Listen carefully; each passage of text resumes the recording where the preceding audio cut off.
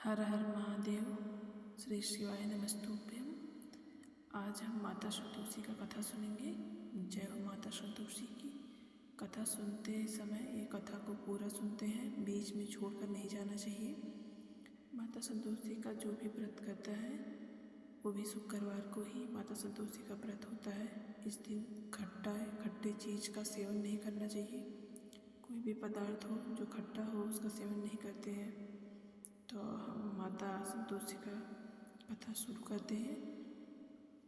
बहुत समय की बात है, एक गांव में एक बुढ़िया रहती थी जिसके 7 पुत्र थे। 7 पुत्रों में से 6 पुत्र कमाता था और 1 पुत्र नहीं कमाता था। एक दिन 7वें पुत्र ने अपनी बीवी से बोला कि मेरी माँ मुझसे बहुत प्यार करती है। तो उसकी पत्नी ने कहा, हाँ, आपकी माँ जितना प्यार करती है वो सबको पता है।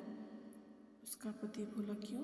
पत्नी ने बोला कि आपकी माँ सब भाइयों का जूठन आपको खिलाती है। उसका पति बोला, जब मैं अपनी आंखों से देखूंगा तभी मैं भरोसा करूंगा कि मेरी माँ ऐसा करती है। 7वें पुत्र ने सर दर्द का बहाना करके रसोई में ही चादर तान के लेट गया और वह चादर के अंदर से देखता है कि उसके 6 भाई आते हैं और माँ उन्हें खाना परोस कर खिला रही है। 6 भाई के खाना खा के जाने पर माता बोलती है, पुत्र आजा, तू भी खाना खा ले, तेरे सारे भाई खाना खाकर चले गए हैं। 7वां बेटा उठता है और बोलता है, माँ अब मैं खाना नहीं खाऊंगा और मैं आज ही परदेश जाऊंगा। उसकी माँ कहती है, तू कल क्या जाएगा, आज ही जा। बेटा बोलता है, ठीक है, मैं आज और अभी जाता हूँ। वह परदेश के लिए निकल लेता है। जरा परदेश जाते समय उसे अपनी पत्नी की याद आती है तो वह गौशाले की तरफ आता है। उसकी पत्नी कंडा या ओपला पाथ रही थी। उसने अपनी पत्नी से बोला कि मैं परदेश जा रहा हूँ और तुम अपना और घर का ध्यान रखना। पत्नी ने पति से कहा, तुम मुझे एक निशानी के रूप में कुछ दे के जाओ। पति ने अपनी अंगूठी निकाली और अपनी पत्नी को दे दिया।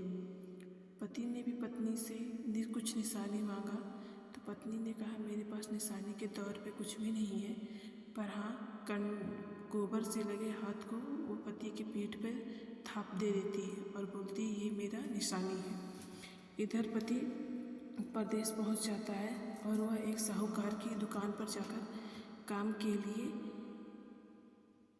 लिए बोलता है। साहूकार को भी काम पे रखने के लिए व्यक्ति की ज़रूरत थी तो वो उसे रख लेता है। दिन बीतता जाता है।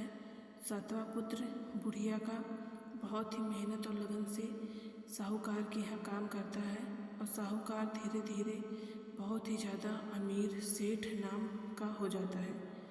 वह सेठ अपना सारा काम बुढ़िया के 7वें पुत्र के भरोसे छोड़ देता है। धीरे धीरे 12 साल बीत जाते हैं। इधर पति के प्रदेश जाने पर उसकी पत्नी का बहुत ही बुरा हाल हो गया होता है। सास ससुर उसे बहुत परेशान करते हैं और उसे सूखी रोटी और पानी पीने के लिए नारियल के टुकड़े में पानी देती है। इधर ये बेचारी दिन भर जंगलों में लकड़ियाँ तोड़ती है और तोड़ के लाती है।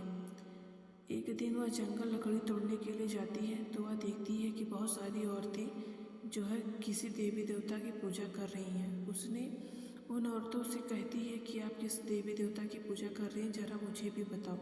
उनमें से एक स्त्री बताती है कि हम संतोषी माता का व्रत करते हैं और संतोषी माता का व्रत करने का वह पूरा तरीका उसे बताती है।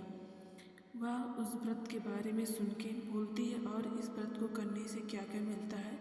तो उन स्त्रियों ने बताया कि जिसका पति दूर चला गया हो, परदेश आ नहीं रहा हो, तो उसका पति जल्दी घर आ जाता है और माँ नहीं बन रही हो तो माँ बन जाती हैं और बोलती है माता को गुड़ और चने का भोग लगाते हैं और इस दिन खट्टे का सेवन नहीं करते हैं। दोस्तों, मैं ये कहानी यहीं पर ही ख़त्म कर रही हूँ और इसका मैं सेकंड पार्ट भी लेके आऊँगी कहानी का। तो दोस्तों, आप सेकंड पार्ट ज़रूर सुनिएगा।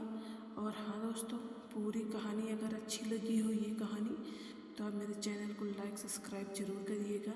श्री शिवाय नमस्तुभ्यम। जय माता संतोषी। माता संतोषी आप सबकी पूरी मनोकामनाएं पूरी करे और माता रानी जो है सबका बिगड़ा काम बनाए। जय माँ संतोषी, जय माँ संतोषी, जय माँ संतोषी।